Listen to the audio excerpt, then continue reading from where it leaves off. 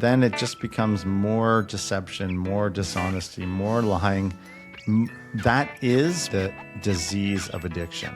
The family disease of alcoholism is this exactly. Right.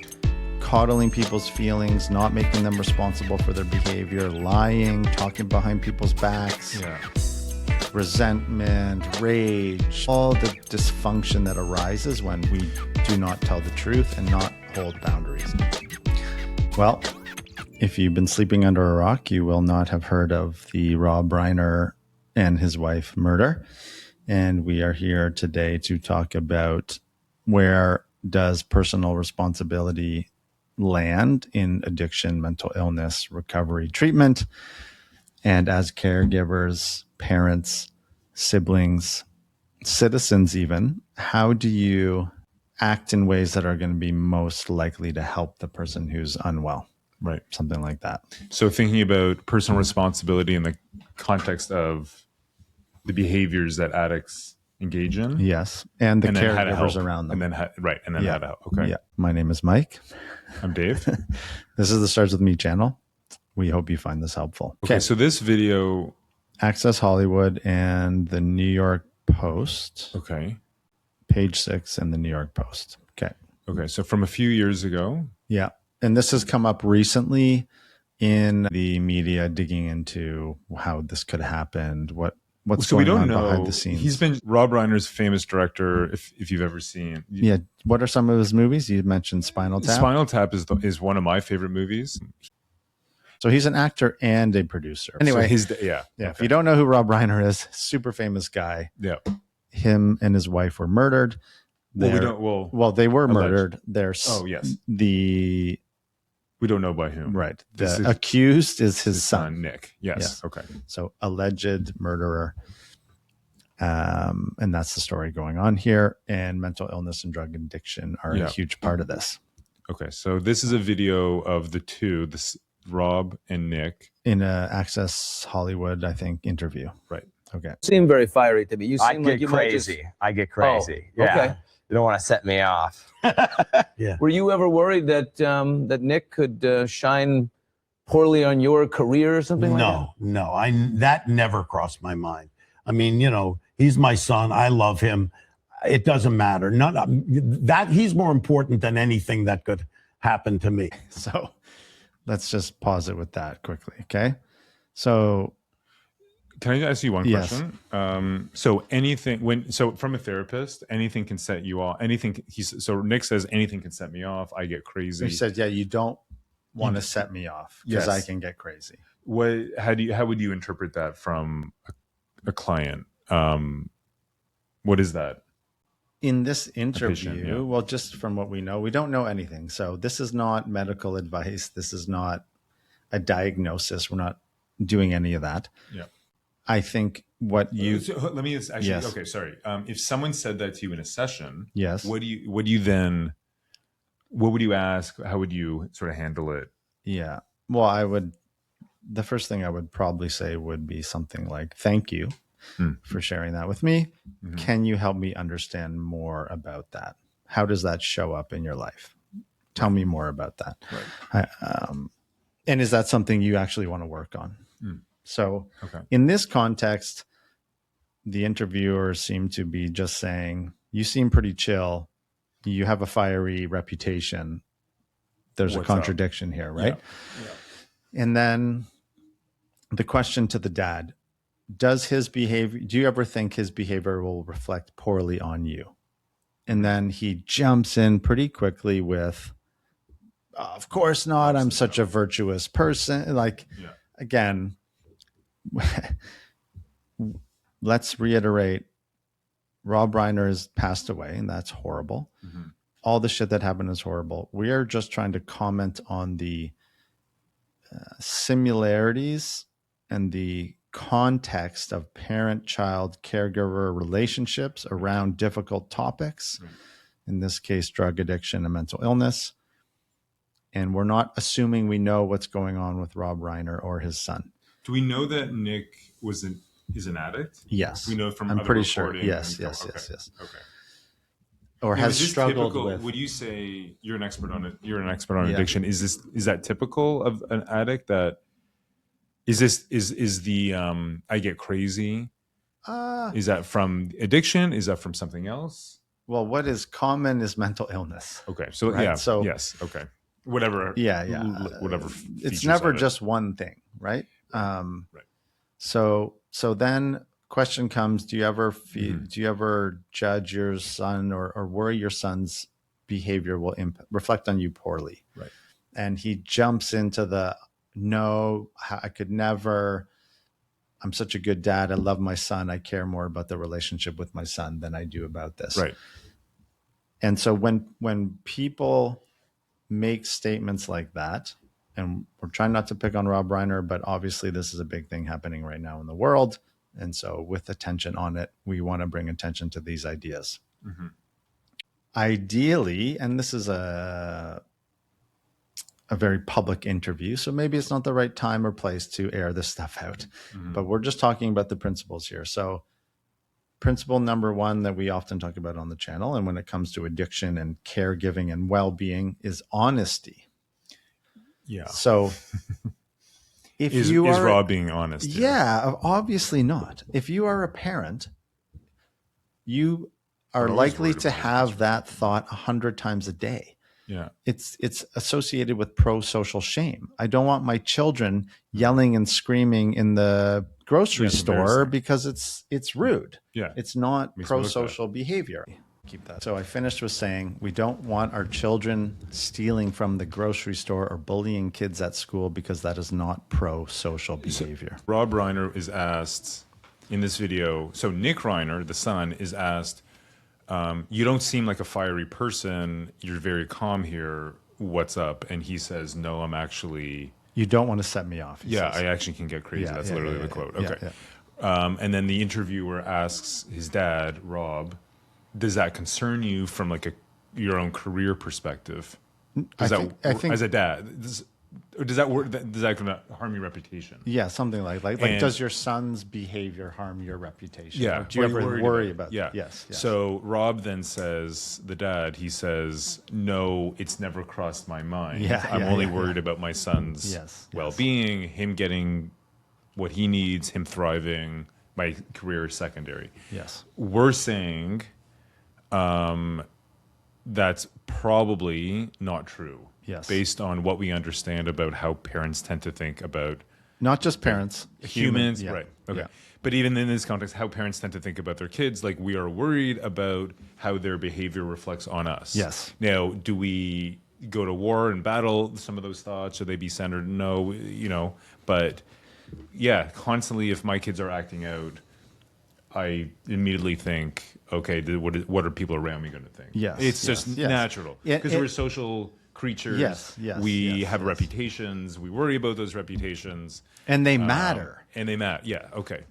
And there's such a lovely paradox here that's so important for people to learn is the reality that these things matter in a social context, and that at the same time we don't want to be ruled by worrying what other people think. Yes. So yes, it matters what other people think, and at the same time it does not matter what other people think. Yeah. So it depends on the context, and it depends on the situation. And our argument here, right, is Rob is not being truthful. yeah. And maybe, I think we said in the earlier clip where we got cut off that maybe this wasn't the right moment to be honest on the news channel, on some interview on E-Talk or whatever it is. Okay, maybe he just was wise not to go into it here. Right. And Mike, before we're going to dig into this in a bit more depth in a second, but the sort of maybe the more honest answer would have been, Rob, and this is Rob saying, yeah, of course, I worry about it all the time. Of course, I have my own interests. I have my career. I'm incredibly ambitious. I wouldn't have built this kind of career if I wasn't very career motivated. It does worry me, but I first and foremost really work hard to make sure my son Yes. is the best person he can be, that I can be the best dad for him. Yes. And I fight those tendencies to be worried about my career. So, yes, I worry that he's going to affect my reputation, but I try not to have that at the center of my thoughts, and I try to be the best dad and as most supportive as I can be for my son.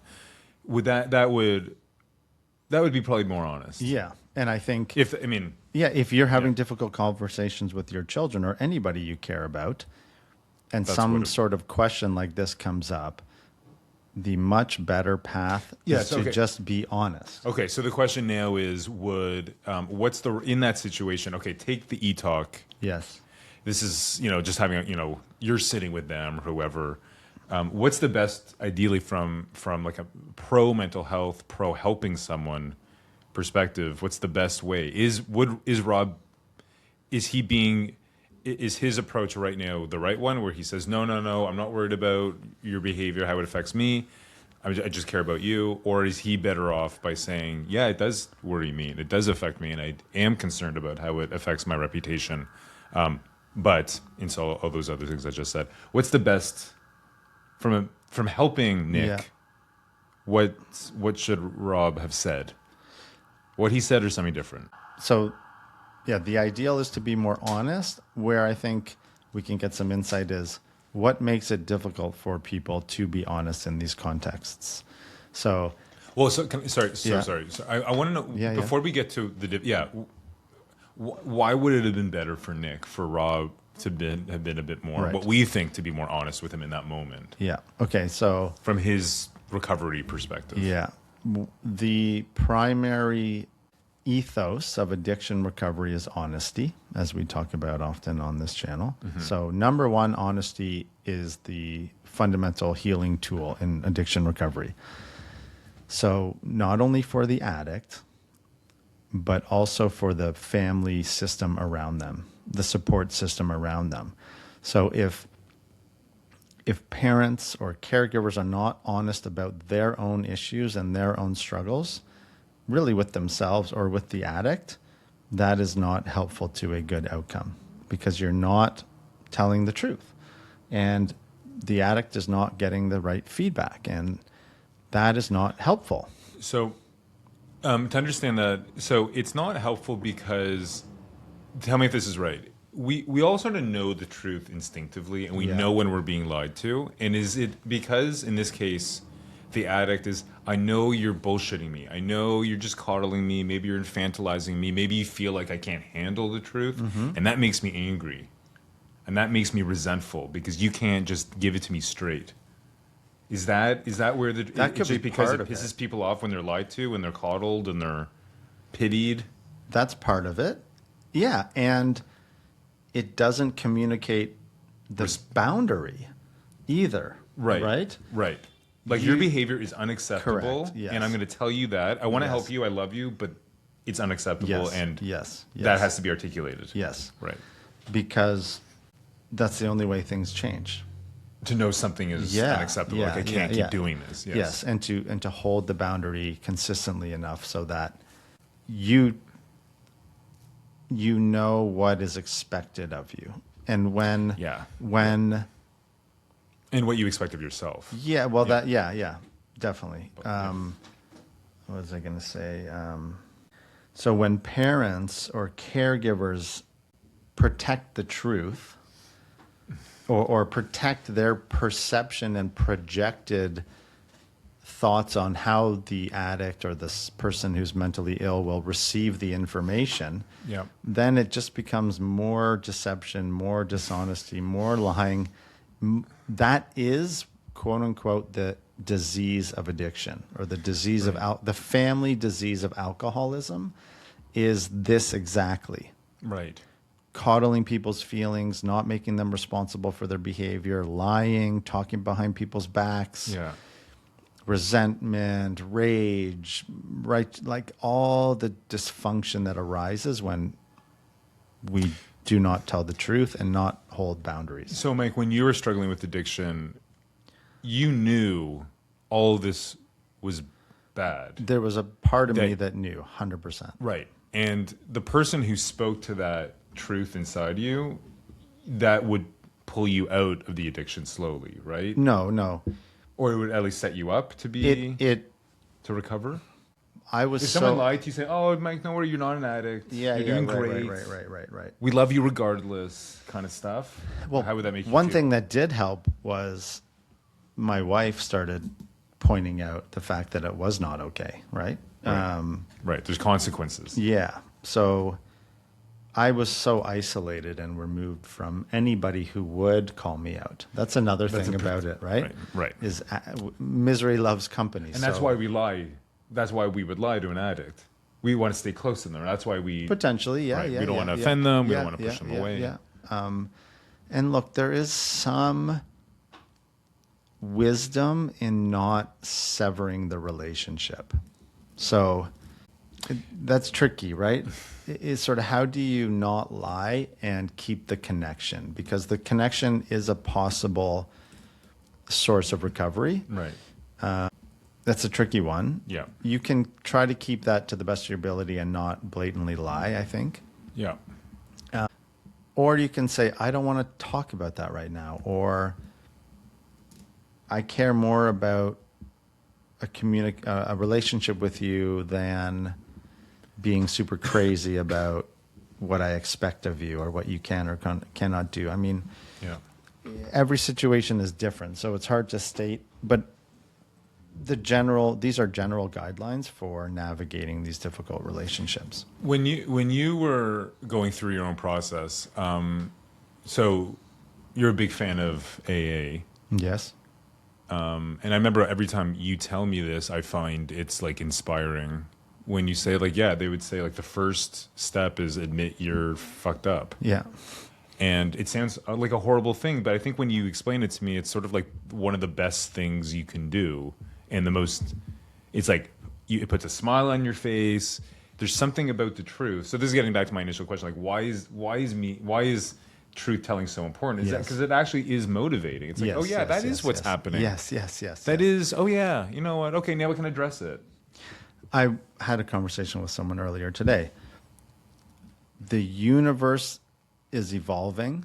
We Yeah. are part of the universe. The universe needs to understand what works and what doesn't work to evolve. And telling the truth, I think, is the human's best way of trying to get to the truth and to evolve, right? So if we build a bridge and lie about the effectiveness of building the bridge falls apart. Yeah. If we don't follow the instructions on a manual for a device, it doesn't work. Like there is sort of some code of conduct that leads to better outcomes for human beings. And that's true. You're saying that's truth telling in the context of 100%. Right. I find I see this among students as well. Yeah. Where a lot of them actually like. I don't have like just maybe some personal experience with them. Like they want to know, they want it straight in their comments on an essay. They don't want it. They want encouragement, and I always try to encourage, but they also want to know if they often know if they've done a shitty job, and if that's not reflected in the comments, then they're like, you're just bullshitting me. They may not say, they may not articulate, but they know. They lose respect for the institution, for the teaching. And they're not driven forward. Like, I can lie myself through undergrad, and then I can lie my way through this course. That doesn't feel good. I can deceive. As opposed to, I actually have to perform to a high level because I'll be called out if I don't meet a standard. Yes. And there's something related here, but with addiction, which is if I'm not called out in the right way, then I'm not going to move forward. So people who don't call me out keep me stuck. So eventually the addict says, hold up, tell me. It's just because that implies other people are responsible for us to change.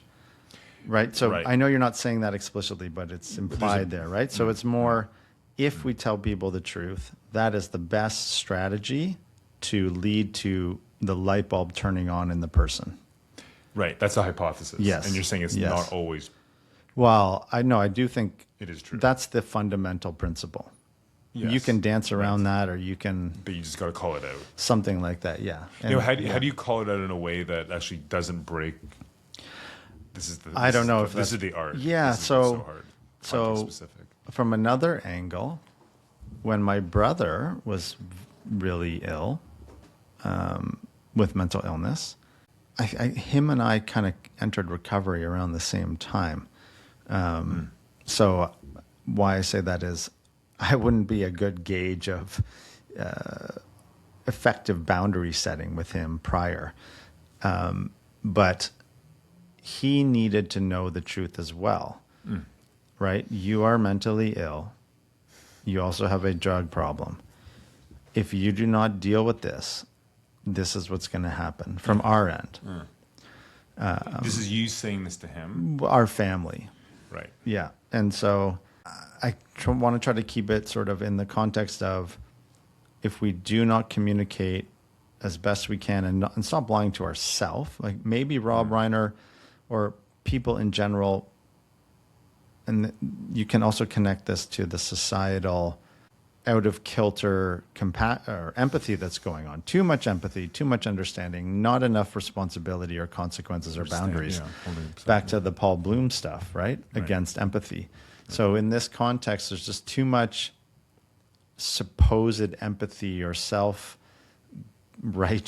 goodness. I'm such a good parent. I would never tell my child that they're upsetting me, that their behavior isn't okay, right? That's crazy talk. And that sounds a little bit about what's going on here. So it's also, it's not fair to make personal assumptions about what's going on with these guys. We're just, just the reminder, we're using the context and the publicity of it all to bring attention to these ideas. Right. I was just thinking in a social context, if someone's walking, everyone knows somebody, an uncle, a friend, I always pick on the uncles, right? Somebody who is clearly unwell, right? They're drinking too much, they're too depressed, they're too this, they're too that. And because of our pro-social behaviors as humans, we often shy away from telling the person. Yeah. And so there's a report that Rob Reiner's son was wandering around some party at Conan O'Brien's house acting quite strange. This is the night before. I think it was the night of the murder. The night of. Okay. Yeah. The night of. Was acting very strange, da-da-da-da-da.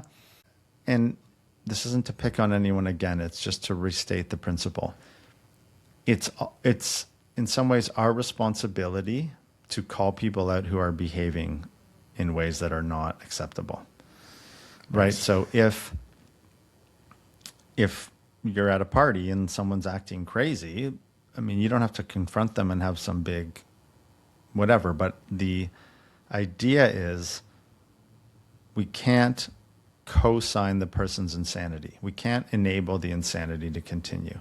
So if it came down to something where you had to make a choice of being honest or not about this person, if the person came up to you and said, "Am I acting crazy? Is there something wrong with me?"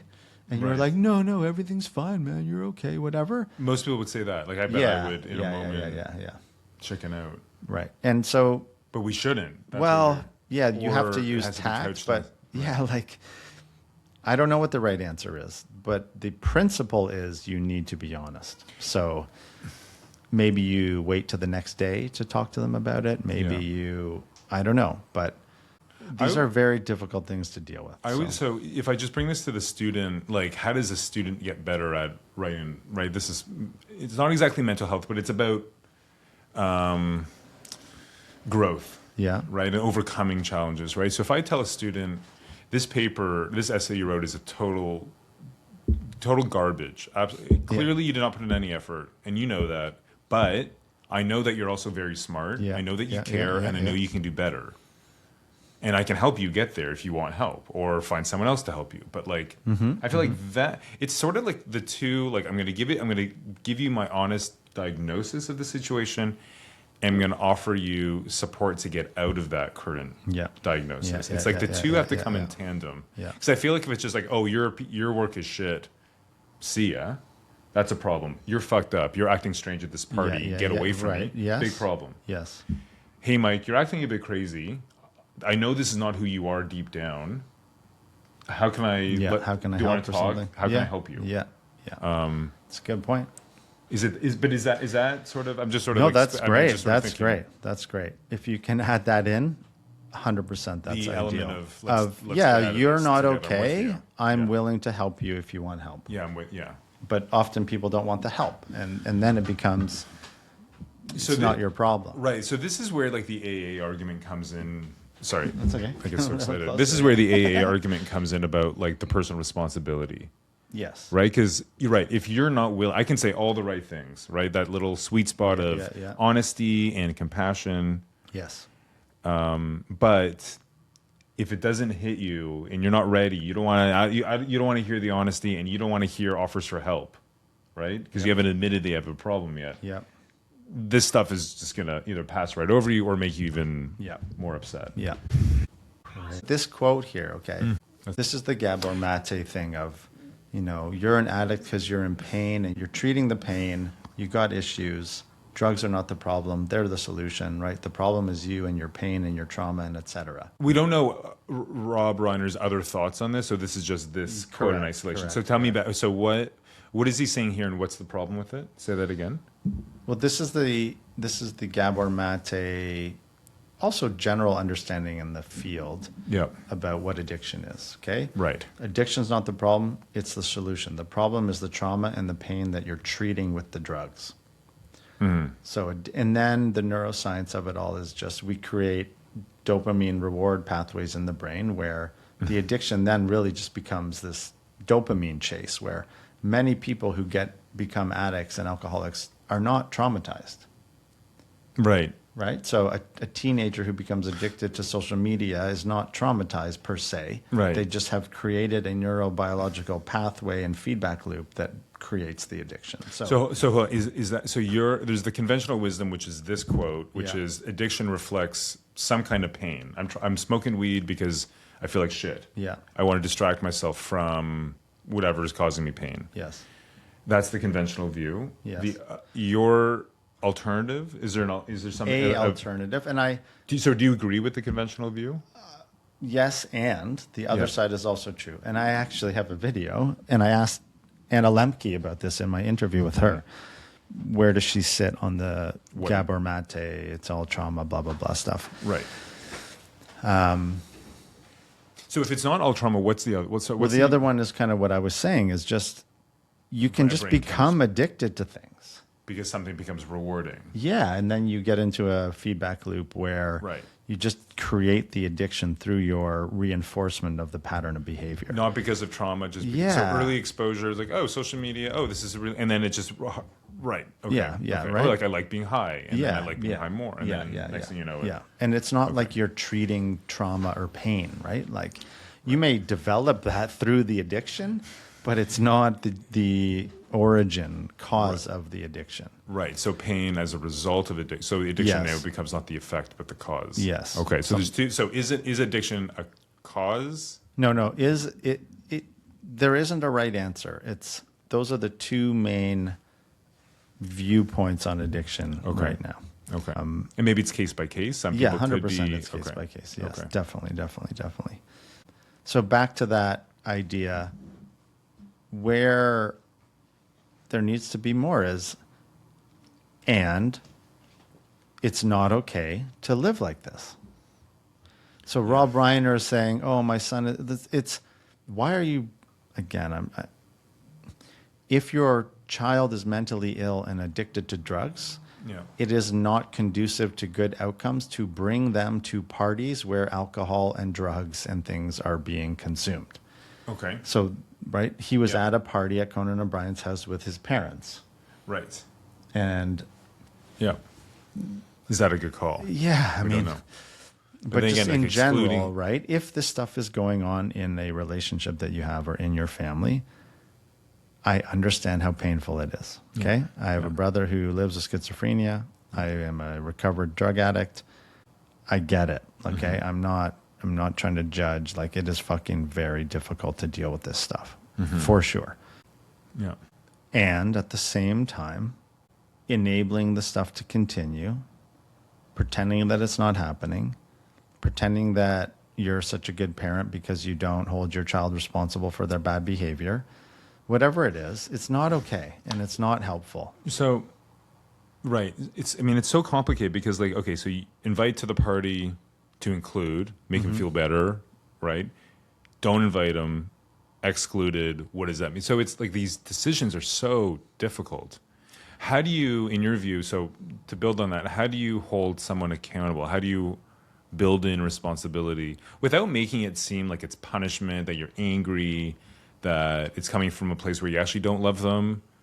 How do you, what do you, like, what do you, I don't think is there an you answer can't to that one? control that stuff, right? I think It's just by articulating a standard of behavior that's expected. Yes. And they can accept that behavior or not, but correct. Or the or boundary. that standard. Yeah. But it's Yeah. But the argument you'd be making is if you do accept that standard, your life would be better. Yes. 100%. Right. Or And- it's the best bet for it to improve. Yes. Yeah.